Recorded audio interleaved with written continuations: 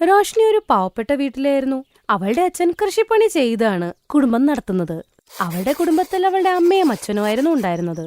റോഷ്നി ഗ്രാമത്തിലെ ഒരു സർക്കാർ സ്കൂളിൽ 3-ാം ക്ലാസ്സിൽ പഠിക്കുന്നു. ഒരു ദിവസം അവൾ ക്ലാസ്സിൽ ആഹാരം കഴിക്കാനിരുന്നപ്പോ അവൾ അവളുടെ പാത്രം തുറന്നു. അതിലാകെ 2 ഉണക്ക റൊട്ടിയുണ്ടായിരുന്നു. അതിന്റെ കൂട്ടത്തിൽ ഇത്തിരി ഉപ്പും. അതിന്റെ കൂടെ അച്ചാറും ഇല്ല, കറിയുമില്ലായിരുന്നു. ഇത് കണ്ട് റോഷ്നിക്ക് വിഷമമായി. ഇന്നും ഉണക്ക റൊട്ടി, ഉപ്പിന്റെ കൂട്ടത്തിൽ റൊട്ടി കഴിച്ചു മടുത്തു ഞാൻ. അപ്പോഴേക്കും റോഷ്നിയുടെ കൂട്ടുകാരി കാജൽ അവിടെ വരും. അതേ റോഷ്നി, കുർക്കുറെ കഴിക്കുന്നോ നീ? കുർക്കുറയോ? അതെന്ത് സാധന? അടിപൊളിയാ, നീ ഇത് കഴിച്ചിട്ടുണ്ടാവൂല, ഒന്ന് കഴിച്ചു നോക്ക്, നല്ല സ്വാദാ. നോക്ക് നോക്ക്, എന്റെ അച്ഛൻ രാവിലെ സ്കൂളിൽ വന്ന സമയത്ത് കടയിന്ന് വാങ്ങി തന്നതാ. കാജൽ അവൾക്ക് കുറച്ച് കുർക്കുറെ കഴിക്കാൻ കൊടുക്കും. അത് കഴിച്ചതോടെ അവൾക്ക് സന്തോഷമായി. പക്ഷെ അത് കുറച്ച് കുർക്കുറേ ഉണ്ടായിരുന്നുള്ളൂ. അവൾക്കാണെ നല്ല വിശപ്പും ഉണ്ടായിരുന്നു. അതുകൊണ്ട് അവൾ ആ കുർക്കുറെ എടുത്ത് റൊട്ടിയുടെ അകത്ത് വെച്ച് അതിനെ റോള് പോലെ ആക്കി കഴിച്ചു. റോഷ്നി ആ കുർക്കുറെ റൊട്ടിയുടെ അകത്ത് വെച്ച് കഴിച്ചപ്പോ തന്നെ അവൾക്ക് അതിന്റെ സ്വാദ് ഇഷ്ടപ്പെട്ടു ഒരുപാട്. ആഹാ, ഇത് നല്ല ടേസ്റ്റി സാധനാ. അതെ കാജൽ, കുറച്ചുകൂടെ താടി എനിക്ക്. അതിനെന്താ, എടുത്തോ. റോഷ്നി അടുത്ത റൊട്ടിയും കുർക്കുറയുടെ കൂടെ കഴിച്ചു. ശരിക്കും പറഞ്ഞ റോഷ്നി ഒരു പാവപ്പെട്ട കുടുംബത്തിലായിരുന്നു. പച്ചക്കറിക്കാണെ തീ പിടിച്ച വിലയും. അവർക്കാണെ വരുമാനം കുറവാണ് നല്ല നല്ല കറികൾ ഉണ്ടാക്കി കഴിക്കാൻ. കുറച്ചു ദിവസം കഴിഞ്ഞ് കാജൽ സ്കൂളില് കുർക്കുറെ കൊണ്ടുവന്നു. ഇപ്രാവശ്യം അതുകൊണ്ട് ഒരു പാക്കറ്റ് അവള് റോഷ്നിക്കും കൊടുത്തു. ആ ദിവസം റോഷ്നിയുടെ തലയിൽ എന്തോന്നു തോന്നി. അവള് കുറച്ച് കുർക്കുറെ കഴിച്ചിട്ട് ബാക്കി വീട്ടിലേക്ക് കൊണ്ടുപോയി.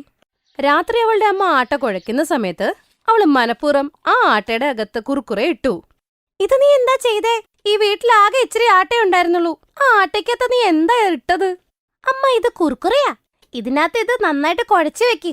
നിനക്ക് വട്ടായോ ശരിക്കും? ഇനിയിപ്പോ എന്ത് ചെയ്യാനാ? ഒന്നും ചെയ്യാനില്ല. അല്ലെങ്കിൽ ആട്ട എടുത്ത് കളയേണ്ടി വരും. റോഷ്നിയുടെ അമ്മ ആ ആട്ടയുടെ അകത്ത് കുർക്കുറെ പൊടിച്ചങ്ങ് കുഴച്ചു വെക്കും. എന്നിട്ട് അത് പരത്തി നല്ല ചൂട് കുർക്കുറെ റൊട്ടി തയ്യാറാക്കുകയും ചെയ്യും. റോഷ്നിക്ക് ആ കുർക്കുറെ റൊട്ടി ഭയങ്കരമായിട്ട് ഇഷ്ടപ്പെടും. അവളുടെ വീട്ടുകാർക്കും അത് ഇഷ്ടപ്പെടും. അങ്ങനെ കുറച്ചു ദിവസം കഴിഞ്ഞ് അങ്ങനെ റോഷ്നി 20 വയസ്സുകാരിയാകും. അവളുടെ വീട്ടുകാര് അവൾക്ക് വേണ്ടി കല്യാണാലോചന നടത്തും. പിന്നീടൊരു ദിവസം അടുത്തുള്ള ഗ്രാമത്തിലെ പ്രാഗ് എന്ന് പറയുന്ന പയ്യനുമായിട്ട് വിവാഹം നടക്കും. പ്രാഗ് ഒരു ഫാക്ടറിയിലെ ഗാർഡിന്റെ ജോലി നോക്കിയിരുന്നു. കല്യാണം കഴിഞ്ഞ അടുത്ത ദിവസം, മോളെ, നീ മുറിയിൽ എന്ത് ചെയ്തോണ്ടിരിക്കുക? ചെല്ല്, അടുക്കളയിൽ ആദ്യത്തെ ദിവസമല്ലേ, പോ. അറിയാവുന്നത് എന്താണോ അതങ്ങ് ഉണ്ടാക്കും മോളെ.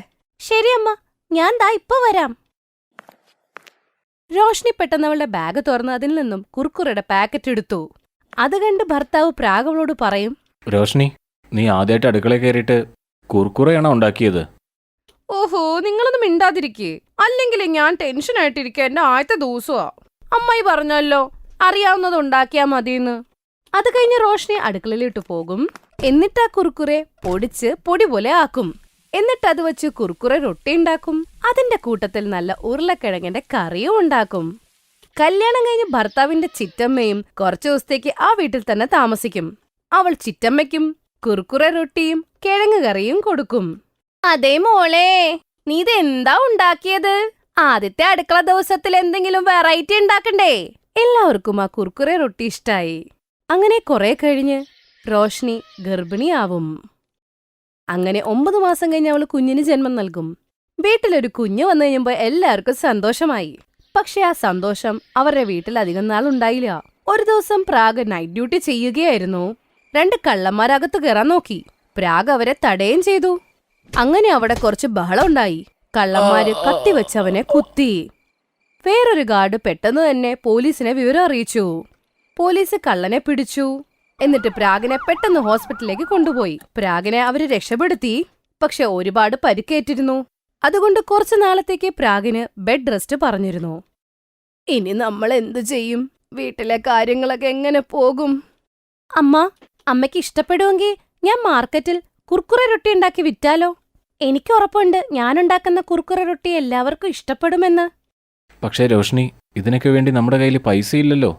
എനിക്ക് അത്രയധികം സമ്പാദ്യമൊന്നുമില്ലെന്ന് നിനക്കറിയാവുന്നതല്ലേ. അപ്പോഴേക്കും ഫാക്ടറിയിലെ മാനേജർ അവിടെ എത്തും. പ്രാഗ്, നീ നിന്റെ ജീവൻ വരെ പണയം വെച്ചിട്ടാണ് ആ കള്ളന്മാരോട് ഏറ്റുമുട്ടിയത്. നിങ്ങളുടെ കടമ സത്യസന്ധമായി നിർവഹിച്ചതിന് മുതലാളി നിങ്ങൾക്ക് വേണ്ടി 50,000 രൂപ പ്രതിഫലം തന്നിട്ടുണ്ട്. ഇത് കേട്ട് എല്ലാവർക്കും സന്തോഷമായി. അടുത്ത ദിവസം കുറച്ച് പൈസ കൊണ്ട് ആവശ്യമുള്ള സാധനങ്ങളൊക്കെ വാങ്ങി. അവൾ ഒരു ഉന്തുവണ്ടിയിൽ കുർക്കുറെ റൊട്ടി ഉണ്ടാക്കി. അതിന്റെ കൂട്ടത്തിൽ ഉരുളക്കിഴങ്ങ് കറിയും കുറച്ച് ചട്നിയും ഉണ്ടാക്കി വിറ്റു. അവളുടെ കടയിൽ ഒരുപാട് കസ്റ്റമേഴ്സും വരാൻ തുടങ്ങി. അങ്ങനെ അവളുടെ ഗ്രാമത്തിൽ നിന്ന് മാത്രമല്ല മറ്റു ഗ്രാമത്തിൽ നിന്നും ആൾക്കാർ അവിടെ വരാൻ തുടങ്ങി. ഞാൻ ഒരുപാട് കേട്ടിട്ടുണ്ട് നിങ്ങളുടെ ഈ കുർക്കുറെ കൊണ്ടുള്ള റൊട്ടി. ഒരുപാട് തവണ കേട്ടിട്ടുണ്ട് ഞാൻ ഈ റൊട്ടിയെക്കുറിച്ച്.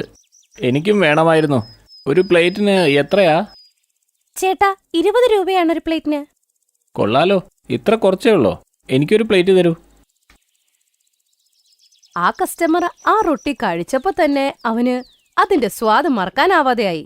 അവളുണ്ടാക്കുന്ന കുർക്കുറെ റൊട്ടി ഒരു പ്രാവശ്യം കഴിച്ചാൽ വീണ്ടും കഴിക്കാൻ തോന്നും. അവൾക്ക് നല്ല വരുമാനവും ഉണ്ടാകാൻ തുടങ്ങി. 4 മാസം കഴിഞ്ഞപ്പോ പ്രാഗിനും നല്ല ഭേദമുണ്ടായി. അങ്ങനെ അവനും ആ ഗാർഡന്റെ ജോലി വിട്ടു. എന്നിട്ട് റോഷ്നിയുടെ കൂടെ കുർക്കുറെ റൊട്ടി ഉണ്ടാക്കുന്നതിന്റെ കൂട്ടത്തിൽ കൂടി. അങ്ങനെ രണ്ടുപേരും നല്ല പൈസ ഉണ്ടാക്കാൻ തുടങ്ങി.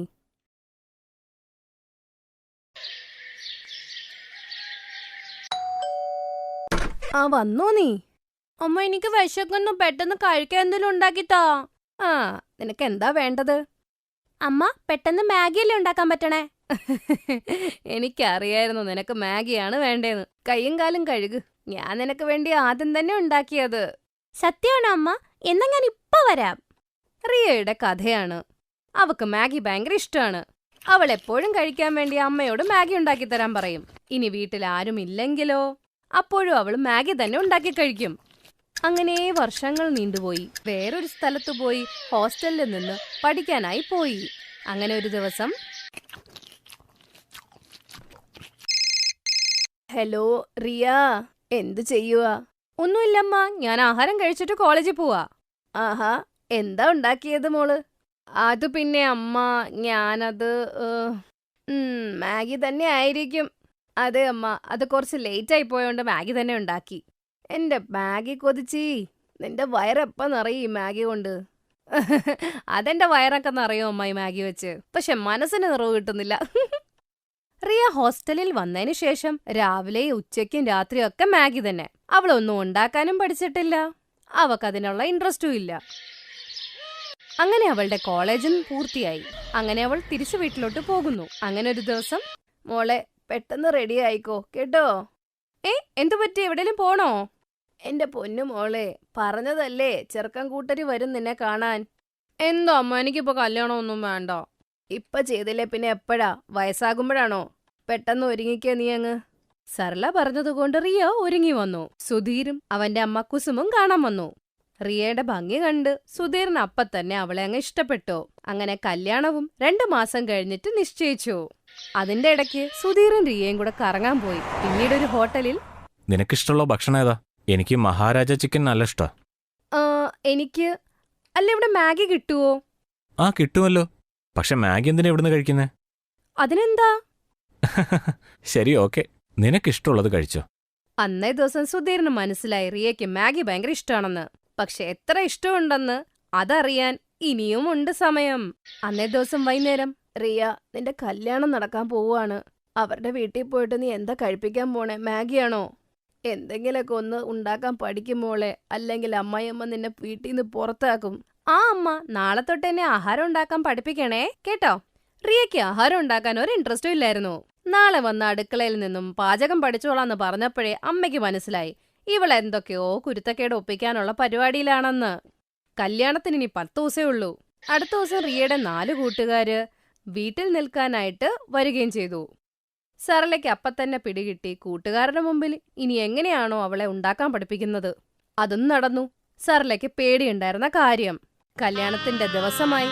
ഇനിയാണ് ശരിക്കുള്ള കഥ തുടരാൻ പോകുന്നത്. കല്യാണത്തിന്റെ 2 ദിവസം കഴിഞ്ഞ്, റിയ മോളെ ഇങ്ങോട്ട് വരൂ. എന്തമ്മ? ഞങ്ങളുടെ ഇവിടെ രീതിയുണ്ട്. പുതുപ്പെണ്ണ് ഞങ്ങൾക്ക് എല്ലാവർക്കും വേണ്ടി ആഹാരം ഉണ്ടാക്കണം. ഇന്ന് സുധീറിന്റെ കൊച്ചച്ഛനും മാമനും ഒക്കെ കഴിക്കാനുണ്ടാവും. അതുകൊണ്ട് നീ ഒരു കാര്യം ചെയ്യും, 3-4 നല്ല കറികൾ അങ്ങ് ഉണ്ടാക്കിയേരെ. ഇനി നിനക്ക് വേണമെങ്കിൽ സഹായത്തിന് ഞാൻ നിൽക്കാൻ കൂടെ. അയ്യോ അമ്മ വേണ്ട, ഞാൻ തന്നെ ചെയ്തോളാം. റിയ അപ്പ അമ്മയുടെ അടുത്ത് യെസ് മൂളി. പക്ഷെ മനസ്സിൽ ടെൻഷനായിരുന്നു. കാരണം ചെറുപ്പം തൊട്ടേ മാഗി അല്ലാണ്ട് അവൾക്ക് വേറെ ഒന്നും ഉണ്ടാക്കാൻ അറിയില്ല. അവൾ അടുക്കളയിൽ പോയി അപ്പൊ തന്നെ ഫോൺ എടുത്ത് അതിന്റെ അകത്ത് റെസിപ്പീസ് നോക്കാൻ തുടങ്ങി. അവള് തീരുമാനിച്ചു അവള് ഫോൺ നോക്കി 4-5 ഡിഷ് ഉണ്ടാക്കാമെന്ന്. അവള് ആഹാരമൊക്കെ ഉണ്ടാക്കി. പക്ഷെ കുറച്ചു കഴിഞ്ഞപ്പോ ടെൻഷനായി. ചോറ് കരിഞ്ഞുപോയി. പീസ് കറിക്കകത്ത് ഉരുളക്കിഴങ്ങിട്ടു, പനീറിട്ടില്ല.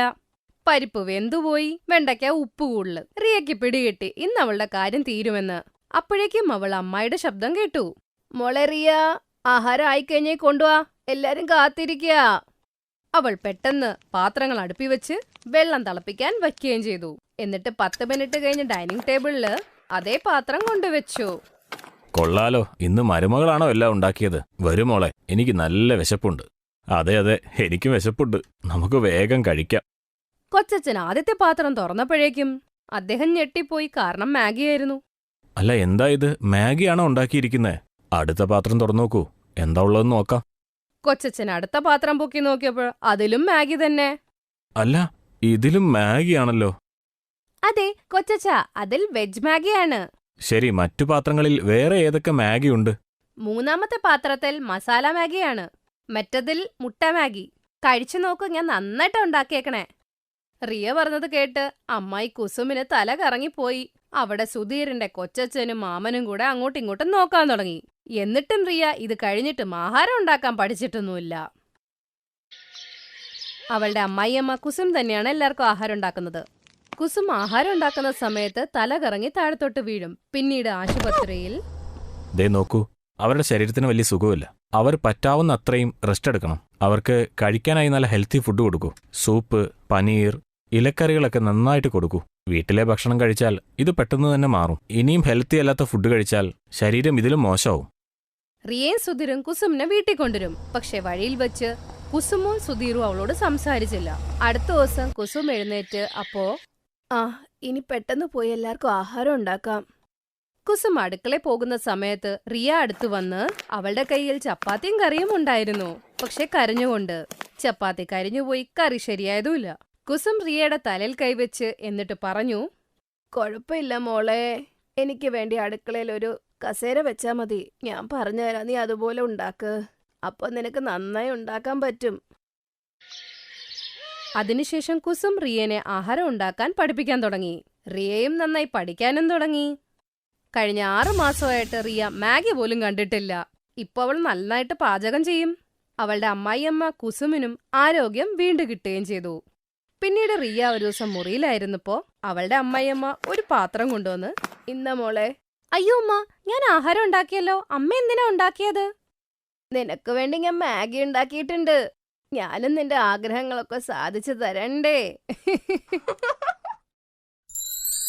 Thanks for watching.